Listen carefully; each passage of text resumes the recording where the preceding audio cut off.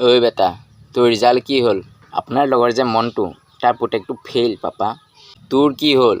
আমাৰ গাঁওবুঢ়া পুতেক যে, তাৰ পুতেকটো ফেইল পাপা। আৰে তোৰ সুধিছোঁ কি হ'ল ৰিজাল্ট সেইটো ক। আমাৰ কলেজৰ প্ৰিন্সিপাল যে, তাৰ পুতেকটোতো ফেইল। আৰে কুকুৰ, তোৰ ৰিজাল্ট সুধি আছোঁ, লোকৰ ৰিজাল্ট কথা কৈ আছোঁ। তো আপুনিনো কোনজন প্ৰধানমন্ত্ৰী? আপোনাৰ পুতেকো ফেইল। শুন ল'ৰা, এইবাৰ তই এক্সামত 90% পাবই লাগিব।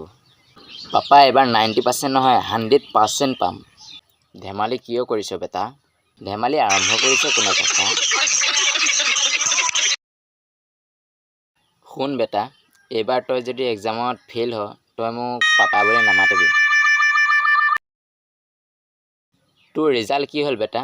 চা যতীন, মাথা বেয়া নকৰিবি, তই পাপা হোৱাৰ অধিকাৰ হেৰুৱাই পেলাইছ। পাপা, আপোনাৰ বাবে এটা ভাল খবৰ আছে। কি বা ভাল খবৰ? আপুনি যে কৈছিল এক্সামত পাছ কৰিলে গাড়ী কিনি দিম। তো এতিয়া মইতো ফেইল কৰিলোঁ, আপোনাৰ খৰচটো কমিল আৰু। কুকুৰ পোৱালি? আপুনি মানে কুকুৰ? কি মোক কুকুৰ যেন লাগে নেকি? নহয়, মই মানে কুকুৰ পোৱালি হ'লে আপুনিতো কুকুৰেই হ'ব ন।